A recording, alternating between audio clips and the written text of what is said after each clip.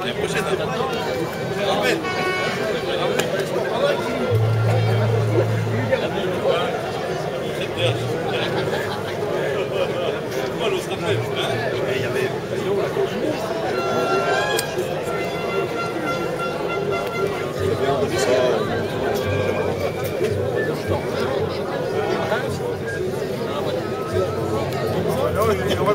Tu me diras, heureusement, j'avais pas de bouteille de pastis.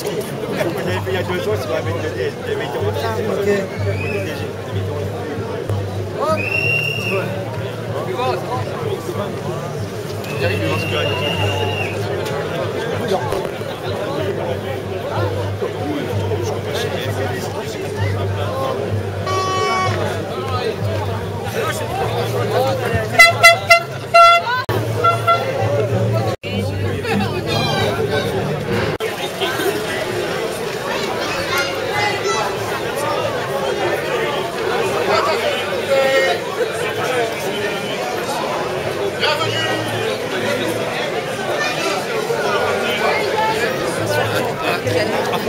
C'est Jackie et Corinne.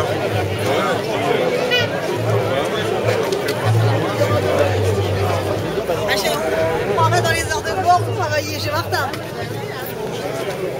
Salut. Salut Steph. Ça a régalé. Ça a régalé. Il est arrivé, c'est tout le monde alors après. Bravo Stéphane.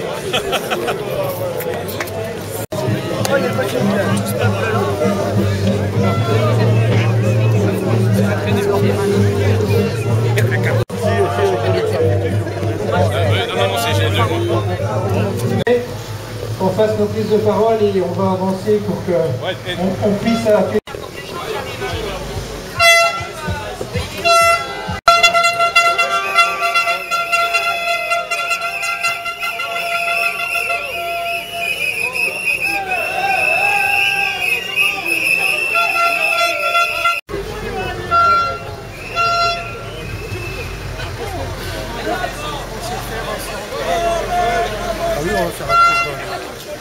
Sam!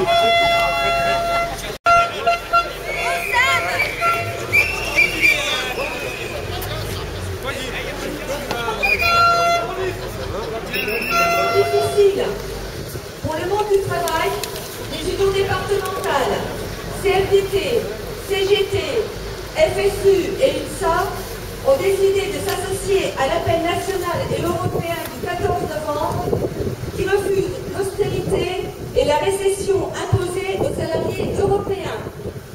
Aujourd'hui, Electrolux illustre l'état d'urgence dans lequel se trouve l'emploi industriel. Les unions départementales prendront la parole individuellement. L'intersyndicale a décidé de donner en premier lieu la parole à FO qui a voulu aujourd'hui s'intégrer à l'appel local. Salariés grecs, portugais et espagnols et à leurs syndicats en grève et en manifestation ce mercredi 14 novembre pour s'opposer aux politiques d'austérité et au rôle économique et socialement Michel Sarkozy, voté largement par les députés de droite et de gauche, de préserver et d'améliorer les services publics, donc d'arrêter immédiatement la SGPP qui continue encore aujourd'hui à détruire le service public républicain. L'UDFO des Ardennes s'inquiète et constate que les licenciements économiques et boursiers industriels et une relance économique basée non pas sur l'austérité, mais sur l'augmentation des salaires. Les gouvernements, notamment le rétablissement de l'ARE, allocation équivalent retraite, ainsi qu'un système de pré-retraite avec embauche de jeunes de type ARP, l'accompagnement ou le retour à l'emploi. Revin a assez souffert. Il est temps d'arrêter les fermetures. Après les usines, on le sait, ce seront les commerces et les administrations qui quitteront la vallée. Les financiers devraient se rappeler des montagnes de fric que vous leur avez fait gagner. Si le salariat français n'est plus que la poule aux œufs d'argent, je vous déconseille, messieurs les financiers, de la sacrifier sur l'autel de vos profits. Merci. Les cotisations sociales seraient trop élevées en France, ce qui impacterait le coût du travail avec pour conséquence une avalanche de plans sociaux, est intolérable. La FSU ne partage pas, bien au contraire, l'analyse selon laquelle il n'y aurait qu'une solution, remettre en cause notre système de protection sociale en baissant massivement les cotisations afin de créer un soi-disant choc de compétitivité. La FSU s'opposera à tous ceux qui manifesteraient l'intention de démontrer notre système de protection sociale. Afin que, d'une même voix, nous nous exprimons contre la crise qui accroît les inégalités et menace nos emplois.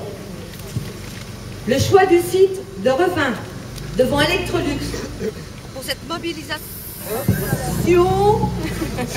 n'est pas un hasard. Le groupe Electrolux place dans la tourmente les salariés et leurs familles, le tissu économique et social local, ainsi que tout un département qui a déjà trop souffert. La bonne santé financière du groupe Electrolux, comme l'a confirmé le dernier rapport Syndex, n'a pas empêché ce même groupe d'annoncer la fermeture du site, et ce, pour le profit d'une poignée d'actionnaires. La CFDT propose la négociation d'un contrat social au niveau européen.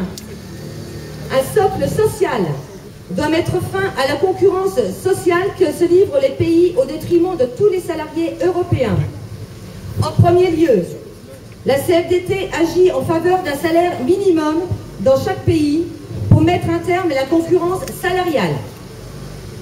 La CFDT propose des mesures de relance au plan européen afin de renouer avec une croissance durable et favoriser l'emploi.